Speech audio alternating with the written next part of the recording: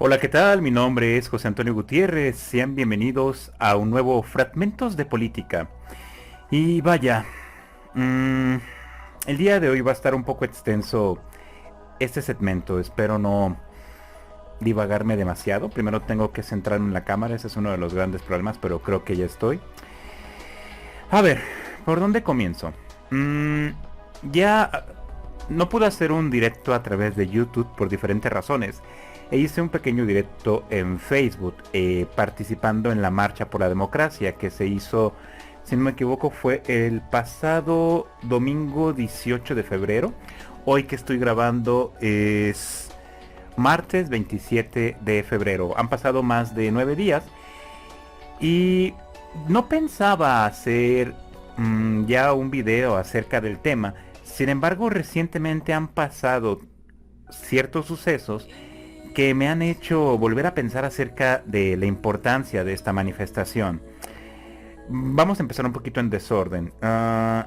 Miren, me gusta el tema de la política y soy medianamente activo en Twitter más que en Facebook. Facebook es más para memes. Twitter es un estercolero, es ahí un lugar para insultarse. Es para informarse entre comillas, pero es más que nada para insultarse y para desahogarse. Realmente no recomiendo Twitter como una red social para nada, ¿no? Es muy tóxica, dirían.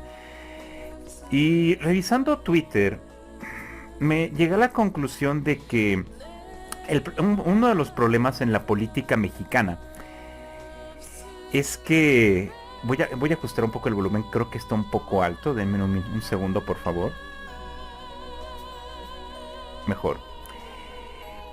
Uno de los problemas que veo en la política mexicana es que la población que habla de política, bien o mal, pero que habla de política, en su mayoría se han polarizado bastante. Entonces ya no estás debatiendo, no estás dialogando con simpatizantes o militantes de un movimiento o de un partido o peor aún de un político, sino que muchos de ellos simplemente son fanáticos. Son fanáticos y tú no puedes debatir con un fanático porque sin importar cuánta evidencia le presentes, se va a aferrar a su creencia y va a buscar hasta debajo de la tierra, va a buscar en los lugares más absurdos cualquier información, no datos, bueno, datos quizás manipulados, pero información que respalde la narrativa que ha comprado. Entonces, debatir con un fanático no tiene sentido porque no lo vas a persuadir, ni lo vas a convencer, ni vas a lograr que admita una realidad a la cual ha renunciado, básicamente, ¿no? Entonces, aunque sigo publicando cosas para evidenciar malas prácticas, he pensado en desistir de este interés por hacerlo, porque aparte de que enajeno y molesto a mis contactos que no les interesa el tema o que están hartos del tema, en general que tienen años hartos del tema, no logras persuadir a la gente que ya es fanática de la realidad, ¿no? Entonces quiero dar otro enfoque, quiero dirigirme más a la gente nueva, a la gente que no tiene un bando, a la gente indecisa, sobre todo a los adolescentes. En algún momento, por ejemplo, mis alumnos me preguntaban que cómo votar, cómo elegir al mejor candidato, porque pues ellos están apenas entrando a la vida pública y no saben muy bien, y estaba pensando en eso, y es muy difícil realmente explicarles todo esto. O sea, yo desde los 14, 15 años más o menos me interesé por temas de política por diferentes razones.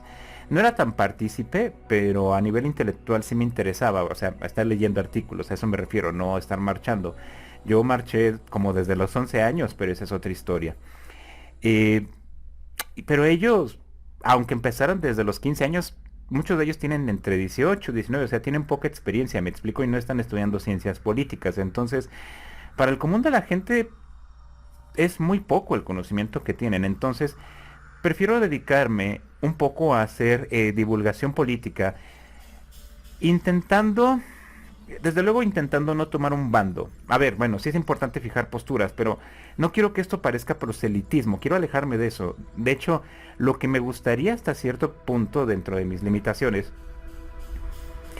es presentar la realidad lo más objetivo posible. No puedo ser totalmente objetivo y no puedo presentar la verdad absoluta porque no la tengo, ni yo ni nadie. Tengo datos y puedo medianamente citarlos, pero y tengo opiniones, desde luego, que son debatibles y rebatibles también.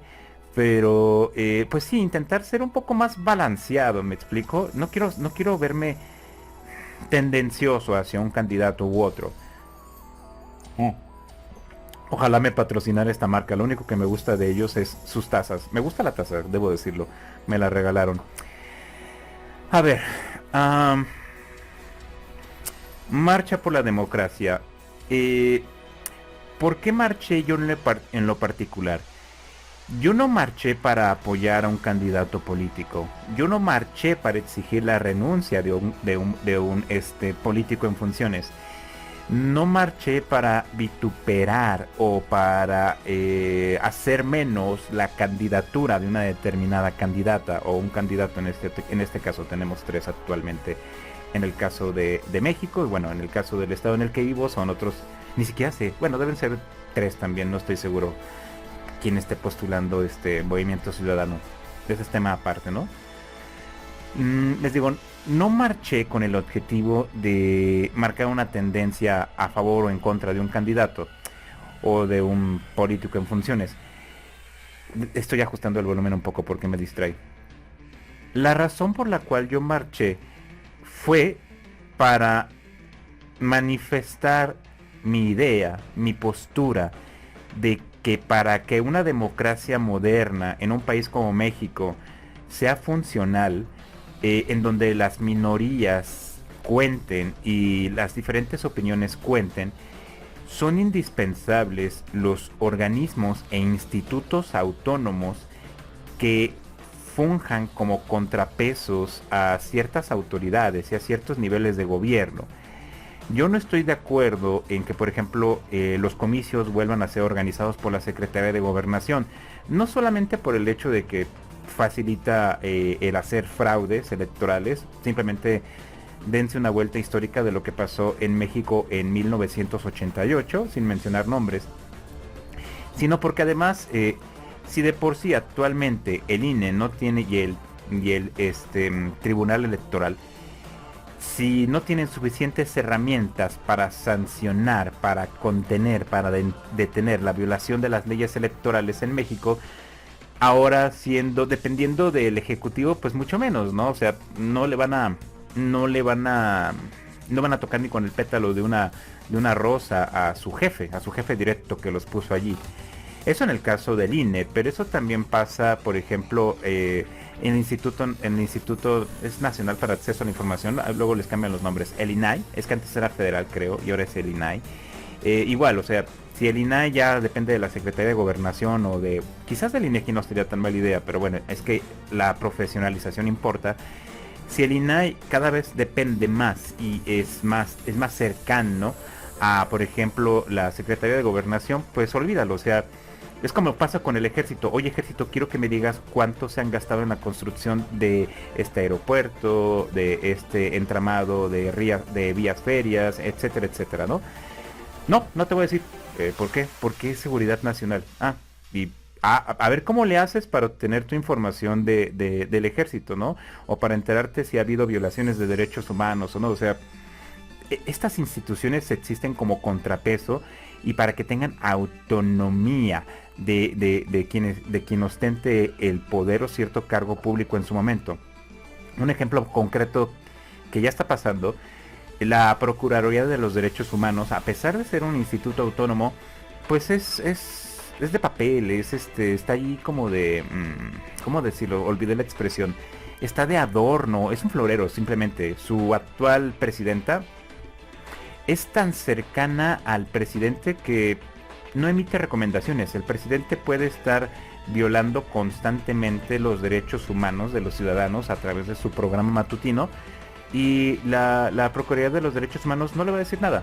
No le va a decir nada porque es CNDH, si no me equivoco. No le va a decir nada porque es su jefe. Y ella no va a cuestionar ni va a sancionar a su jefe. Me explico. Entonces, eso pasa cuando los organismos dejan de ser autónomos y no nos conviene. Eso para una democracia moderna, incluyente, no nos conviene. Porque lo que te conviertes es en un modelo autoritario, demagógico. Voy a hablar un poquito más acerca de eso ahorita en poco tiempo. Entonces, yo marchaba para...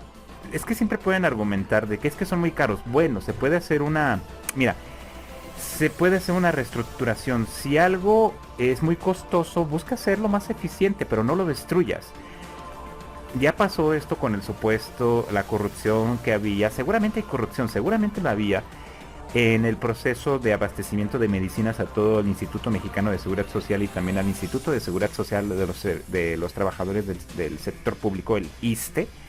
Seguramente había corrupción allí, seguramente, pero en lugar de hacer una auditoría y de corregirla, destruirlo y sustituirlo por algo que no ha servido, pues solamente te permite robarte millones y millones de dólares, ¿no?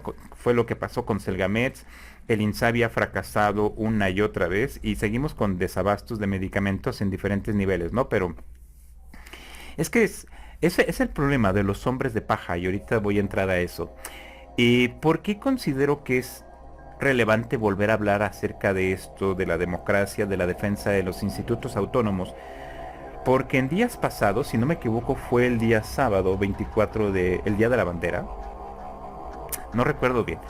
El día sábado 24, de hecho pasó algo curioso hablando de la democracia. El día 10, y hablando del día de la bandera, el día 18 de febrero, en el Zócalo capitalino, en la capital de nuestro país, la capital de México, para los que no son mexicanos, en el Zócalo siempre hay una bandera de México, una bandera del país ondeando, salvo en ciertos sucesos muy especiales conmemorativos, ya sea ondea a media asta o se retira, pero por ley siempre tiene que estar ondeando. El presidente, dado sus problemas, no de autoestima, sus inseguridades, es una persona narcisista y muy insegura, como dijo, no, esta gente es opositora, esta gente es corrupta y todo lo que dice son conservadores, bla bla bla bla bla, toda su narrativa barata. Ellos no son el pueblo y yo voy a quitar la bandera, voy a ordenar que quiten la bandera porque ellos no son el pueblo. Es como decir, ellos no son mexicanos, ellos no representan al pueblo. El pueblo es una cuestión abstracta que son todos aquellos que lo sigan, que lo apoyen y que voten por él. Pero todos los que lo cuestionen no son pueblo, no son mexicanos, son corruptos, son traidores a la patria. Toda su narrativa barata. Y ahorita hablaré de eso, hablando del Día de la Bandera, ¿no? Creo que fue el sábado, puedo equivocarme con la fecha, pero palabras más, palabras menos, el New York Times le envió al presidente Andrés Manuel López Obrador un cuestionario con unas preguntas y unas notas acerca de una publicación que iban a sacar para que tuviera su derecho a réplica o a aclarar ciertas cosas. Desde luego el presidente, como la persona inmadura que es, como el demagogo que, en lugar de responder, en lugar de cuestionar, en lugar de hacer puentes diplomáticos, decidió exhibirlo en su programa matutino, en una de sus conferencias, y en este arranque pueril, infantil, caprichoso, ni siquiera infantil, en este arranque caprichoso, soberbio, exhibió el teléfono de la periodista, lo cual es una vulneración a sus derechos humanos, a su privacidad. Luego salen los defensores del sistema, ya sea los pagados, o sea, los que están vendidos, que les dieron un hueso, ya sea porque les pagan directamente publicidad o porque les han pagado con una plurinominal, con una candidatura, una plurinominal casualmente. Dicen que salieron sorteados, pero qué casualidad que salieran el hermano del presidente, familiares del presidente, amigos de sus hijos, periodistas cercanos, etcétera, etcétera, ¿no? Qué casualidades. Recuerden la frase, 90% lealtad, 10% capacidad o competencia, como quieran verlo. Por un lado están los que están comprados y por otro están los fanáticos. Entonces con ellos no puedes dialogar. Que dijeron, tienen todo tipo de argumentos. Ni siquiera sé si llamar los argumentos. Uno es de que sí, nuestro presidente no se deja, etcétera, etcétera, ¿no? Este refuerzo de autoestima a través de lo poderoso que es el presidente, que es aquel al que siguen, es una compensación de su autoestima. Ok. Y por otro lado están los que dicen, argumentan, de que, bueno, pero es que no violó ninguna ley porque lo que presentó fue un teléfono público, no el teléfono privado que se puede encontrar. Miren, independientemente de fuera un número público y privado, el presidente Andrés Manuel no tuvo empacho en mostrarlo, o sea, no se detuvo a ver si era privado o público, no le importó vulnerar los derechos, me explico, o sea, sea público o privado, decidió pasar, no le importó ni consultar la ley y pasó por encima de los derechos de otros. Cuando fue cuestionado al respecto en una mañanera, voy a ver si puedo citar su frase, dijo, por encima de esa ley está la autoridad moral y está la autoridad política. Y dice, la investidura que yo represento, básicamente dijo que él tiene autoridad moral y tiene autoridad política, lo que le permite actuar por encima de la ley. Es decir, es un autoritario. Tú quisieras que sus fanáticos, que sus seguidores, que los que lo defienden, sus columnistas comprados, es que sus chayoteros, ese es el término, que les dan chayote, es una expresión.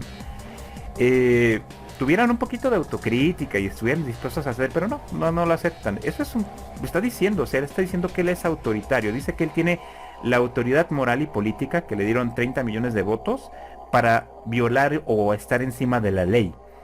No solamente está traicionando el juramento que hizo, sino que se está mostrando como lo que es un autoritario, es un narcisista, autoritario, populista y demagógico. Yo creo que más que decir populista porque se hace referencia al pueblo, es más un demagogo. La concepción de la democracia que él defiende es las mayorías abstractas, es decir, yo represento a la mayoría del país, a la gente buena, trabajadora, honesta, etcétera, etcétera del país. Y ellos son el pueblo y ellos son por los que nosotros luchamos y trabajamos. Todos los demás son unos traidores, unos conservadores, unos hipócritas. Y esta es una tontería. El que él acuse de conservadores a la oposición es una estupidez. Es una estupidez porque, en primer lugar, creo que es incapaz de definir a alguien conservador él mismo. Si tú defines a alguien conservador como alguien religioso, cerrado a la ideología de género, que busca conservar las antiguas formas, déjate de si sea, es que no se trata tanto de que sea capitalista o sea neoliberal, etcétera, etcétera, que busque la disminución del Estado, me explico, o sea, si tú ves a alguien conservador como alguien que se opone a la legalización del aborto, la legalización del consumo recreativo de las drogas, a la legalización, por ejemplo, de productos como el tabaco, los vapeadores, a apoyar a reconocer y apoyar la teoría de género, la identidad sexual y muchas cosas de vanguardia, pues, y ni se diga en este caso de ser ateo, no tanto ser ateo, pero apostar a la ciencia, etcétera, etcétera. Es raro, ¿no? Porque el mismo presidente es muy conservador, él es evangélico, está en contra del consumo de sustancias, está en contra del consumo del alcohol, está en contra de los vapeadores, busca conservar la pureza del maíz. Él es muy conservador, entonces decir que los que se le oponen son conservadores es una estupidez. Estaba Macario Schettino, por ejemplo, voy a citar a dos. Macario Schettino, podría decir, bueno, él es conservador, ¿en base a qué? O sea, Macario Schettino es un economista que tiene cierta simpatía por el capitalismo, pero si te fijas en cuestiones sociales es más bien, vaya, no es tan defensor de la teoría del género, pero respeta y cree en las libertades de las personas para autodeterminarse, pero esa es otra historia. Digamos, sí, Macario Schettino está más hacia la derecha, eso sí. Pero, sin embargo, desde España tienes a alguien como Mauricio Suárez, que lo ha criticado y lo ha cuestionado. De hecho, al final de este video voy a poner dos enlaces, uno a un video de Macario Schettino y otro a un video de este Mauricio Suárez. Y Mauricio Suárez es de lo más izquierda que hay. Él es socialdemócrata, pero es alguien totalmente de izquierda, que reconoce, entiende la teoría de género, quizás no coinciden algunas cosas, pero no tiene problemas, por ejemplo, con la homosexualidad, con que el matrimonio igualitario, no tiene problemas, por ejemplo, con la legalización de las drogas, etcétera, etcétera. Hay muchas cosas en las que es muy de izquierda, muy progresista, pero como critica al presidente, él los mete en el mismo cajón, ¿no? Entonces para él, ellos son conservadores, es una estupidez.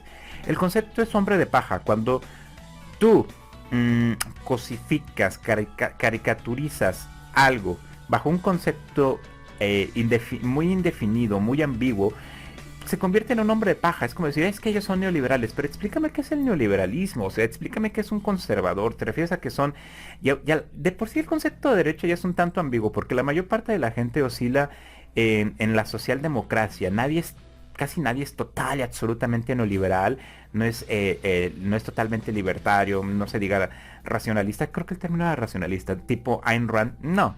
En la práctica, todos consideran que sí, el Estado debe intervenir en ciertas cosas, debe otorgar ciertas libertades. ¿Me explico? Casi siempre va más por el lado de la socialdemocracia. O sea, la mayor parte de la gente va por ese lado. Pero esa es otra historia, ¿no? Y sin embargo, este personaje, el presidente, caricaturiza a quienes lo cuestionan. Porque su visión de la democracia es la tiranía, ni siquiera es la tiranía, es el autoritarismo personalista el autoritarismo de una persona que cree que representa a la mayoría de la población y eso le permite vituperar, ignorar, insultar y discriminar a las minorías que no piensan como él. Y aquí digo minorías porque, a ver, te puedo creer que a lo mejor 30 millones de personas lo apoyan, y ahorita diremos por qué lo apoyan, ¿no? Pero en México somos 130 millones de personas. No creo que 67 millones de personas lo apoyen, ¿me explico? O sea, a lo mejor en votos sí, una mayoría vota por él por diferentes razones, pero él no representa a la mayoría de la población, no la representa, no tiene el respaldo de la mayoría. Y si, digamos que somos 130 millones de personas, si 65 millones más una persona votan por él, eso le permite pasar por encima de los otros 64.999.000 personas. Es decir, ese es el tipo de democracia que él está defendiendo, una autoritaria demagógica. Y evidentemente no es una democracia en la que yo crea, ¿no?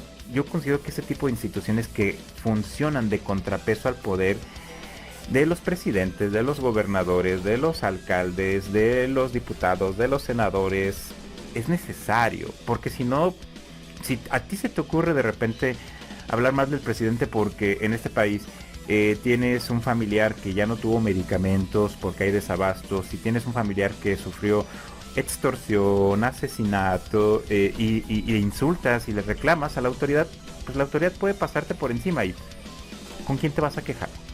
¿Cómo vas a exigir justicia si eres anulado por criticar a la autoridad, ¿no? Que además es un servidor público, no se olviden de esto. Mucha gente que apoya a este presidente lo hace básicamente, bueno, hay una cuestión de identificación, hay una cuestión de narrativa, pero hay mucha gente que simplemente lo hace porque recibe un ingreso mensual o bimestral, ¿no? Ya sea personas mayores de 65 años, ya sean estudiantes de bachillerato, secundaria, ya sea, no sé, otras personas con otros perfiles, pero bueno, jóvenes que tienen una beca en Jóvenes Construyendo el Futuro, pero ese programa no ha funcionado tan bien y es más ambiguo y se ha prestado mucho para la corrupción, para no variar. Pero digamos que eres estudiante o que eres adulto mayor y recibes un apoyo mensual, entonces como estás recibiendo dinero en efectivo, pues dices, qué bien, o sea, esta persona sí se preocupa por nosotros.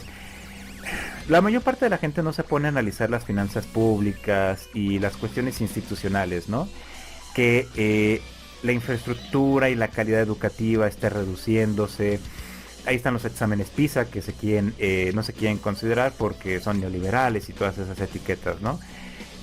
Cuestiones como la contaminación ambiental, ¿no? Sobre todo del aire, de los mantos acuíferos, la crisis hídrica por la que estamos pasando y que no se está atendiendo, la disminución al mantenimiento de los sistemas de transporte, la disminución del presupuesto a mantenimiento para prevenir y para atender catástrofes naturales, siniestros como incendios, ahorita que viene la temporada de calor, que no debería porque estamos en invierno, el Fonden en su momento, pero bueno, cuestiones de seguridad también, el abastecimiento de medicamentos, que es una burla, es una farsa, y hay gente que la defiende o prefiere ignorarlo. Los miles de millones de pesos que se robaron con Selgamex, el fracaso total del Insabi, y esta cosa que fue la megafarmacia que ha surtido, no sé a la fecha, el último dato es que había surtido como 86 recetas, que la farmacia aquí del barrio la surte posiblemente en un día, en un lunes la surte, o sea, que se gastaron No sé, fue una locura, fueron como más de 1.500 millones de pesos por una bodegota administrada por el ejército, supuestamente para surtir, aunque hayan surtido hasta este momento 1.000 recetas. O sea, cada receta nos costó 1.000.000 de pesos para surtirse. Es ridículo, es absurdo.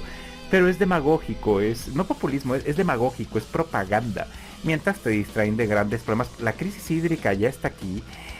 Este año hemos llegado ya a 32 grados centígrados antes de que acabe febrero. No quiero imaginarme cómo va a estar el verano. O sea, literalmente decenas de miles de mexicanos van a morir por deshidratación y por la ola de calor y por infecciones estomacales.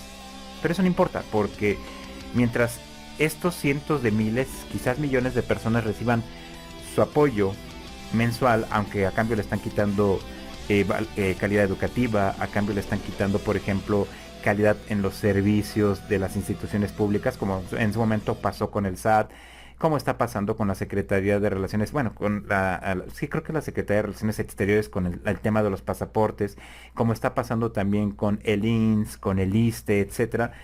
Como esas cosas son menos inmediatas, como son un poquito, no son intangibles, pero hay que analizarlas con más calma, con más paciencia, que está perdiendo calidad en la distribución, calidad en el transporte público, calidad en la distribución del agua, etcétera, etcétera. Como no lo ven, como tenemos una cultura de la inmediatez y no los culpo, pues dicen, es que no importa, eso de alguna manera se resolverá, pero no quiero entrar tanto en detalles, pero recibe el apoyo, ¿no? Y otros lo hacen por una cuestión de reivindicación. Es como en el fútbol, lo voy a plantear de esta manera. Hay mucha gente en este país y en otras partes del mundo que se siente chingona, que se siente realizada o fregona o superior o exitosa porque es fanática o apuesta o tiene la camiseta de un determinado equipo de fútbol. Es que mi equipo fue campeón de la liga, o mi selección nacional fue campeona de la FIFA, no sé, del mundial, ¿no? Y eso les hace sentir chingones porque se sienten que una parte de ese de éxito les corresponde, como que los impregna. Lo cual es absurdo porque a menos que hayas apostado o no sé, pues el que tu equipo de fútbol sea campeón no te garantiza un mejor salario, mejores condiciones de vida. O sea, entiendo este fenómeno masivo de la emoción, ¿no? Pero intentarte sentir mejor o superior a los demás, que te reivindique el irle a un determinado equipo de fútbol. Y lo mismo pasa con los políticos. Ese es mi presidente, es un chingón, frígueselos a todos. Oye, pero... y no hable de la inseguridad. Pero las ciudades cada vez son más inseguras. Tus familiares o tú mismo pueden ser secuestrados, asesinados, extorsionados. Y hay un porcentaje de 99% de impunidad. O sea, si un familiar tuyo le pasa esto y desaparece, todavía puede ser que el gobierno lo desaparezca de las cifras. O sea, sabes que está desaparecido, pero suerte para encontrarlo. O sea, su cadáver va a ser destruido y no lo vas a encontrar. Ni siquiera vas a tener un cuerpo para velar, ¿me explico? Y las autoridades ni te ven ni te escuchan, no les interesas. Pero eso sí, vota por nosotros. Pero es esta necesidad de sentirse fregones, que por eso algunos lo apoyan. Algunos lo apoyan por fregar, o sea, por sentirse superiores moralmente, aunque estén sacrificando gran parte de su calidad de vida.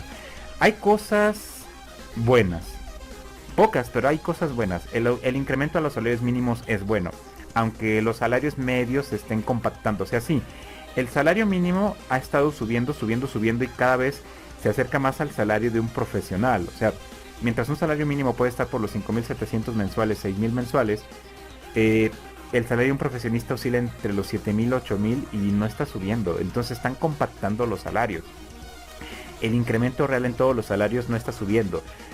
O sea, se mantiene el promedio a comparación de otros años. Y también la inflación hace que ese incremento al salario mínimo sea insuficiente para abastecer bien de una canasta básica. O sea, cuestiones como educación, vestimenta, las rentas ni se diga, una alimentación saludable, pago de transportes, el salario mínimo te sigue sin alcanzar porque todo ha subido. Ojalá los políticos vivieran con un salario mínimo, eso quisiera verlo, ¿vale? más, palabras menos. O sea, es una tontería la cuestión de los salarios y no vamos a entrar ahorita a ese tema de cuánto deberían ganar los políticos y por qué. Pero sí, los salarios mínimos es bueno. Lo que ha pasado con el INSS y con el INSABI es una tragedia. Lo que pasó con el tema de la vacunación y el COVID también fue una tragedia. Hay algunas cosas positivas. Se está intentando hacer cosas interesantes con el sistema de pensiones. Nada más que no te dicen de dónde va a salir ese dinero de manera real. Hay pocas cosas buenas. Hay muchas cosas negativas. Creo que los saldos negativos son mayores a los positivos. Pero vamos a intentar reconocer las pocas buenas y cuestionar cuál es el costo que han tenido. Pero se trata de que cuestionemos también los impactos de todas las decisiones autoritarias, autócratas, que se han tomado, que van a afectar en la calidad de vida de ti. Si eres adulto mayor, pues bueno, a lo mejor, bueno, es que tu esperanza de vida se ha reducido. La pandemia del COVID y el sistema de salud está tan afectado que tu esperanza de vida se redujo 3 años. Pero bueno, a lo mejor tú disfrutas el dinero que te llega y bueno, no morirás un poquito antes de lo que debería ser, pero disfrutas el tiempo que te queda, ¿no? Sin embargo, le estás dejando un país con crisis, con déficits, con muchos problemas a tus hijos y a tus nietos. Y todo quizás por desesperanza, por ignorancia y algunos por esta necesidad de ser reivindicados y de sentirse chingones. Entonces, bueno, yo sí quiero que seamos un poquito menos fanáticos y seamos más críticos, autocríticos y utilicemos el pensamiento crítico, qué se ha hecho bien, qué se ha hecho mal, y desconfía de lo que te dicen los políticos, desconfía, es lo normal. Ellos están haciendo propaganda, ellos lo que buscan es que votes por ellos y te van a vender siempre la mejor versión de sí mismos. Son humanos, cometen muchos errores, son muy ignorantes de muchísimos temas, más estos políticos que son arribistas en el sentido de que van a ser diputados y senadores porque han sido propagandistas, no porque estén capacitados. O sea,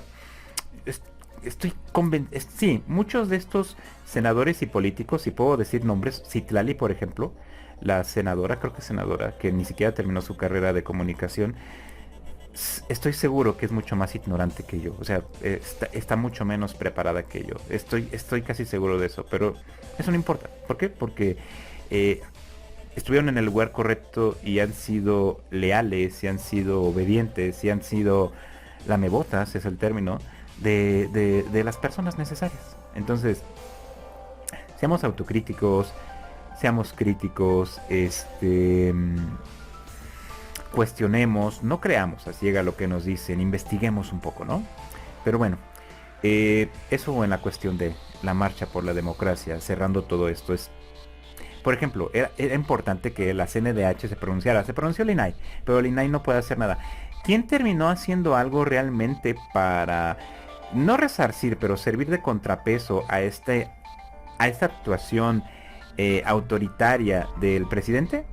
Irónicamente fue YouTube, una empresa privada con muchísimos accionistas, una transnacional, fue YouTube. ¿Y qué fue lo que dijo el idiota del presidente? Que YouTube está gobernada por conservadores y su diatriba usual, ¿no? O sea, sí, YouTube es una empresa capitalista, pero si ven las políticas de contenidos que tiene YouTube, es bastante progresista en algunas cosas, protección a las infancias, respeto a la identidad de género, etcétera, etcétera. Entonces, el presidente es una persona con una mentalidad vieja. Es una persona muy conservadora en algunos puntos, es una persona profundamente hipócrita, soberbia, habla de muchas cosas sin conocerlas, es una persona, es un autócrata, es un autócrata, es un narcisista. Entonces, no se lo tomen muy en serio. ¿En qué sentido? Si mis alumnos expusieran tan mal como él expone, como él habla, tan aburrido, tan lento, mintiendo constantemente, lo reprobaría. Simplemente, miente tanto que yo lo reprobaría a mis alumnos, porque su conducta no es ética, su conducta no es profesional y porque no sabe muchas veces de lo que está hablando. Pero en fin, esa es otra historia. Para cerrar, por eso es importante las instituciones autónomas que sirvan de contrapeso a este tipo de autoritarios, básicamente. Bueno, es un buen tiempo. Voy a intentar cerrar antes de 40 minutos. No quería hablar, originalmente no quería hablar de este libro de Diego Fonseca, ya tiene varios años, Amado Líder, porque me parecía que se iba a entender como una propaganda a favor de ciertos candidatos y en contra de un político en particular. Sin embargo, con lo que estoy platicando me parece pertinente. Amado Líder nos habla acerca del populismo, pero yo creo que más bien es la demagogia, eh, históricamente, sobre todo en América Latina, pero también, si no mal recuerdo, menciona algunos casos en Europa y quizás en Asia también. Porque la demagogia no es un fenómeno latinoamericano, la demagogia ocurre en gran parte del mundo. Putin es un demagogo y también un autoritario. Bueno, tenemos el caso de Venezuela, los regímenes dictatoriales en América del Sur, aquí en México también hemos tenido demagogos. Y bueno, desde luego Donald Trump es un demagogo también, ¿no? Entonces en todos lados se cuecen habas. No conozco tantos casos de Europa, esa es otra historia. Es un libro grande, son más de... ¿Cuántas serán? Son 700 páginas. Pero bueno, está dividido en múltiples capítulos, entonces tú puedes leer el capítulo que te interese. Es del 2013, déjame revisar aquí otra vez.